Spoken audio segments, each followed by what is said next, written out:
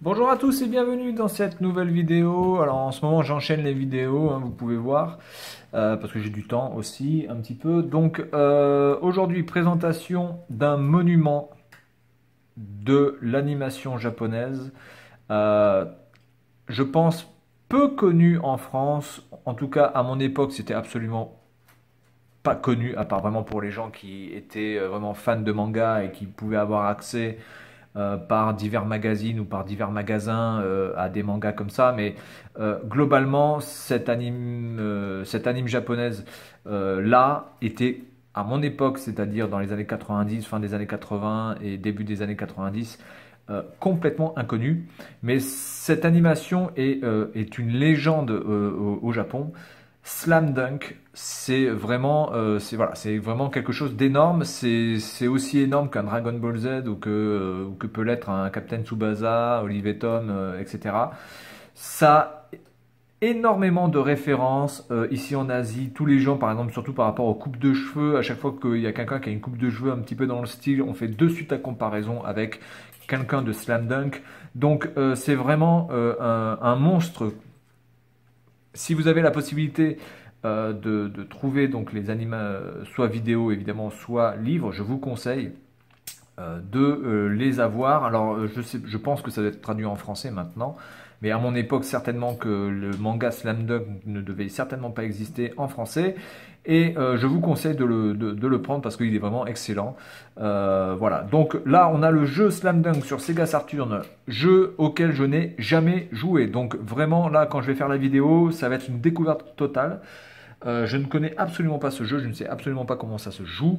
Ce que je vais d'abord vous faire, c'est de vous montrer donc le truc. Alors, le livret. Alors ici, on a quelqu'un enfin, l'ancien propriétaire du jeu qui a écrit quelques petits tips pour pouvoir jouer, j'imagine, en chinois. Hein, j'imagine bien. Voilà, donc ici on a la présentation des manettes. Donc, bon, évidemment, je pense qu'on a la version attaque, la version défense, il me semble. Je pense que ça doit être comment attaquer, comment défendre. Ensuite, ici, quelques screenshots avec la présentation de l'interface. Voilà, donc on peut voir que c'est pas trop mal, hein, parce que là sur la photo, vous pouvez voir, on voit déjà les ombres sur le parquet, ce qui est vraiment pas mal, ça aussi. Hein, donc je pense que c'est un jeu complètement arcade, hein, parce que déjà l'animation se veut évidemment tout sauf une simulation de basket. On est vraiment dans le truc de fou du basket en fait. Voilà, Slam Dunk, c'est le Olivier Tom du basket avec des coups de mammouth, avec des trucs complètement improbables. Enfin voilà, hein, on est toujours un petit peu sur le même schéma, sauf que là on est dans le basket. Voilà, donc ici toujours un petit peu la même chose avec les screenshots. Alors les screenshots sont de qualité plutôt bonne. C'est pas non plus excellent. Là, bon, par contre, là, c'est pas un screenshot, mais c'est carrément une photo d'une animation, ou voire même peut-être celle de l'intro. Là, on a shooting, fakes. Alors, fakes, je sais pas du tout c'est quoi. X, Y, Z, c'est shooting. Passing, alors B pour passer, C pour shooter. Ah oui, les feintes. X, Y, Z, c'est les feintes, d'accord. En défense, on marque le joueur en se déplaçant. On peut lui faire une pression, enfin, comment dire, un pressing normal avec le A, ou on peut faire quelque chose peut-être un peu plus tendu avec O et B.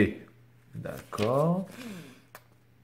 Ensuite, pressing encore. Alors, c'est quoi la différence avec ça? Normal press et pressure. Alors peut-être que là, quand on appuie sur le C, peut-être qu'on peut faire plus de fautes, bizarrement. Si on veut faire des fautes, couper le temps, etc. Les pass cuts. Les pass cuts, c'est quoi les pass cuts? Pass cut. Raccourci de passe. Est-ce que c'est pour changer les joueurs? Je pense, peut-être. Les rebonds. Donc pour prendre les rebonds, bah, c'est droite-gauche, d'accord. Donc en défense. Toujours. Les lancers francs, free throw, bon apparemment ça n'a pas l'air d'être très, très compliqué.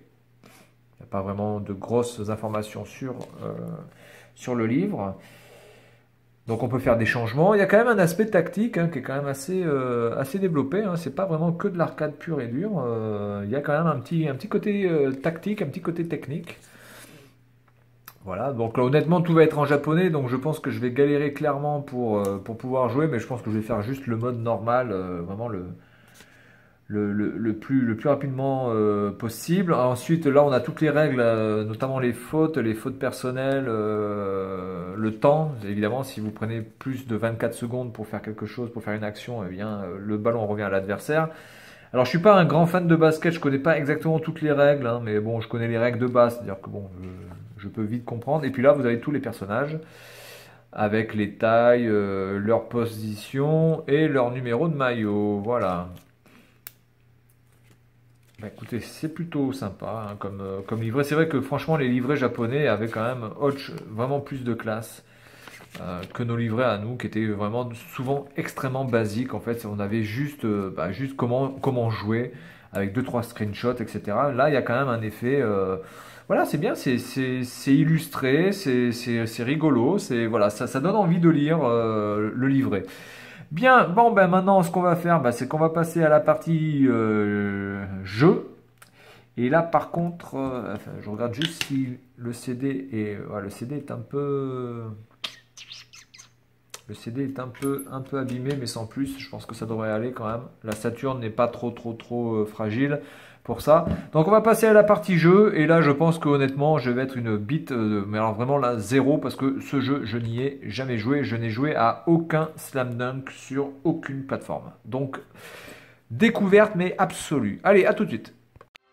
Allez, bienvenue sur donc la partie vidéo de Slam Dunk, version japonaise. De toute façon, je pense qu'il existe quasiment qu'en japonais ce jeu. Je ne suis pas sûr qu'il ait été, ou alors peut-être en anglais, peut-être qu'il est sorti aux États-Unis, mais honnêtement, je pense que c'est un jeu qui est vraiment resté uniquement en mode NTSC et qui n'est pas sorti en PAL chez nous. Bref, peut-être que je me trompe, hein, mais je pense que à mon avis c'est ça. Bien, alors. On est parti, on a déjà allé dans les options, donc là, alors putain c'est dommage parce que le menu était écrit en anglais et là maintenant c'est tout en japonais, donc là je ne sais pas comment faire, donc ce que je vais faire c'est que je vais toucher à rien, je vais aller en versus mode,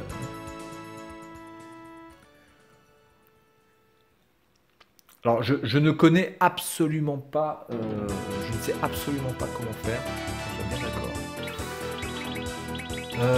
Franchement c'est super parce que vous voyez les menus sont rigolos, sont quand même super bien faits, ça donne vraiment envie de jouer, on a vraiment Dream Team, allez on va jouer avec la Dream Team, c'est parti, c'est le seul truc qui est écrit en anglais donc je vais faire ça,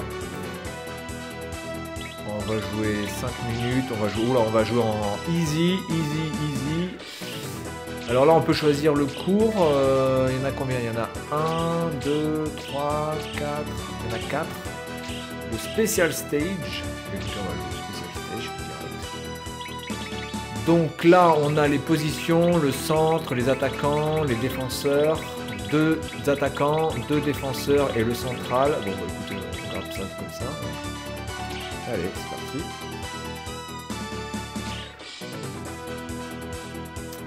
Donc là je peux choisir les différentes tactiques. Bon écoutez, je vais choisir la première. Pas me faire chier.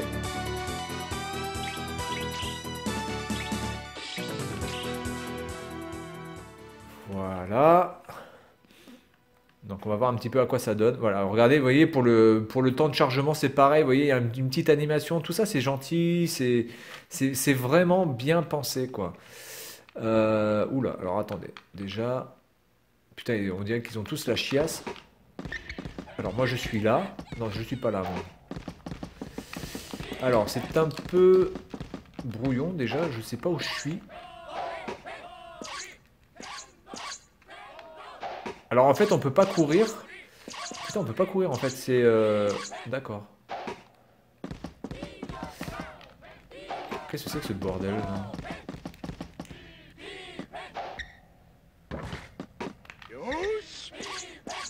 Pourquoi je peux pas courir? C'est normal que je puisse pas courir? Bah oui, mais laissez... Oula, c'est bizarre ça. Pourquoi eux ils peuvent courir, moi je peux pas courir?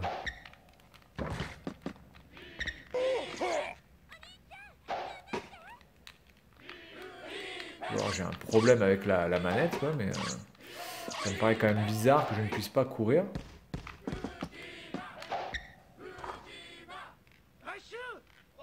Ouais, ça me paraît quand même extrêmement bizarre.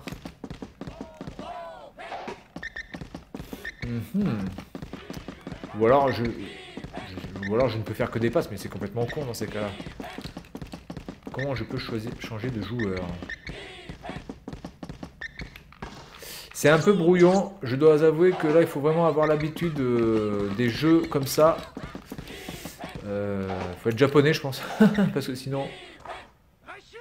Ok. Ou alors je dois... Qu'est-ce que c'est que ce merdier? Ah mais oui, mais... Oh là là. Bah écoutez, je ne peux pas bouger, alors je ne sais pas. En plus, au niveau du graphisme... Alors au niveau du graphisme, c'est pas moche, hein, clairement. Mais c'est quand même bizarre que je puisse pas courir, quand même.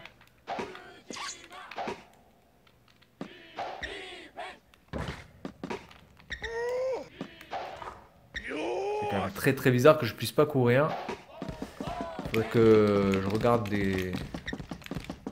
d'autres vidéos, peut-être sur d'autres vidéos on peut voir si on peut courir ou pas, j'en sais rien, mais là j'ai vraiment l'impression que... Alors, soit il y a un bug. Voilà, je me suis fait matcher sur la gueule. Alors les bruitages et tout sont super bien faits, mais par contre, putain c'est vraiment... Je comprends rien. Est-ce que c'est normal de rester fixe? Parce que si on reste fixe, je vois pas du tout l'intérêt. Ah d'accord, ok, j'ai compris. J'ai compris. J'ai compris. En fait, il faut appuyer... Oh, putain, mais c'est con. Alors ça, c'est un système qui est un peu con, par contre.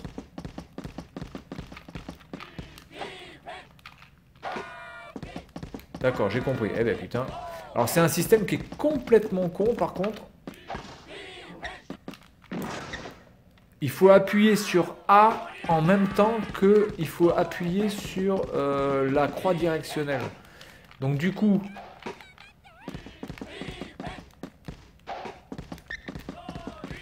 si je veux si je veux courir et appuyer sur C, mais quoi, mais comment on fait pour courir et appuyer sur C, quoi? Ça n'a aucun sens. Voilà, c'est un peu le merdier. Voilà, je me suis fait... Ok, d'accord, donc ça j'ai compris.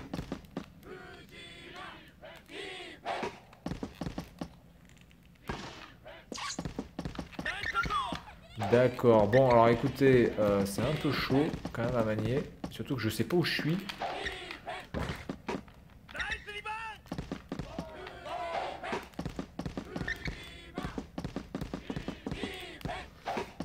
Alors c'est vraiment, je pense, vraiment fait pour les gens qui adorent la série, clairement. Parce que c'est assez brouillon et en plus la caméra donne franchement envie de gerber. Donc les gâchettes, c'est bien pour changer les joueurs, ça on est bon.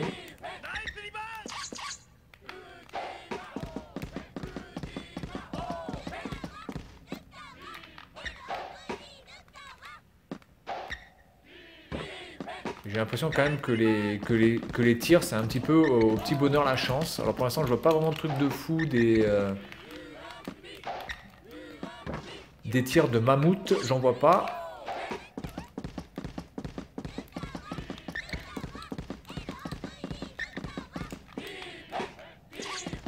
Ah putain, je me suis fait prendre là.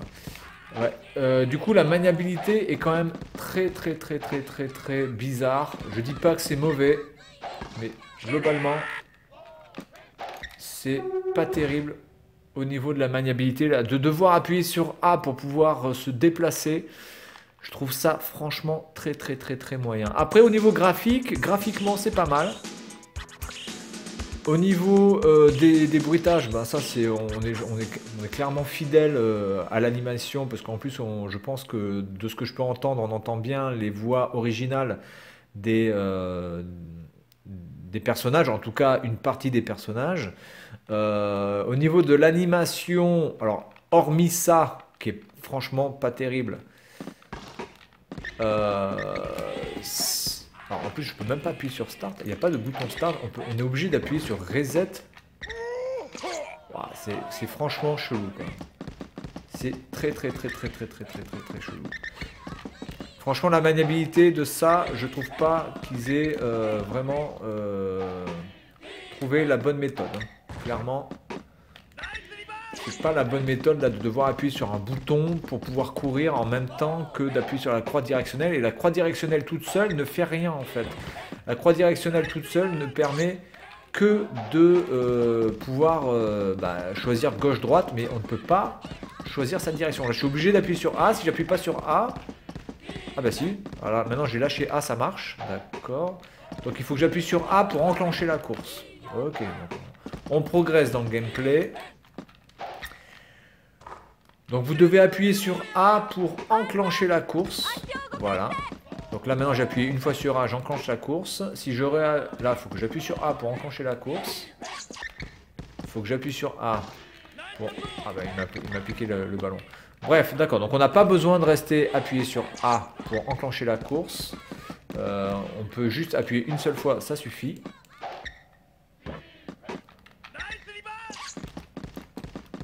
Et on là, le mec là, qui prend les rebonds, il est pas mauvais. Par contre, c'est super brouillon. Je pense que la caméra n'est pas la meilleure caméra possible, hein, clairement.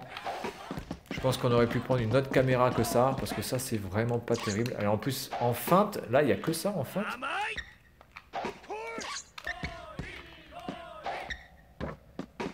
Putain, mais moi, en plus, j'ai que des tanches là qui tirent de la merde.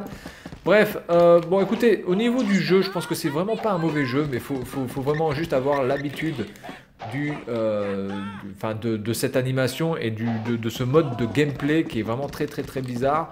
Donc je pense que pour les gens qui ont déjà joué peut-être à Slam Dunk avant, peut-être que ça existait déjà sur Super Nintendo ou sur Mega Drive, j'en sais rien.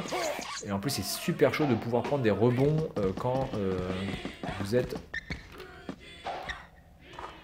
Voilà, c'est super chaud de pouvoir prendre des rebonds quand vous êtes attaquant. Voilà, donc les gens qui ont peut-être l'habitude de Slam Dunk au niveau du gameplay, ils ne seront pas perdus, mais c'est vraiment pas... Waouh.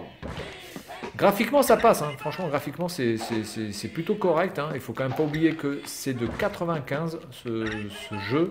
Donc on est vraiment au début de la Saturn. Et je pense que graphiquement, ils s'en sortent plutôt pas mal, clairement.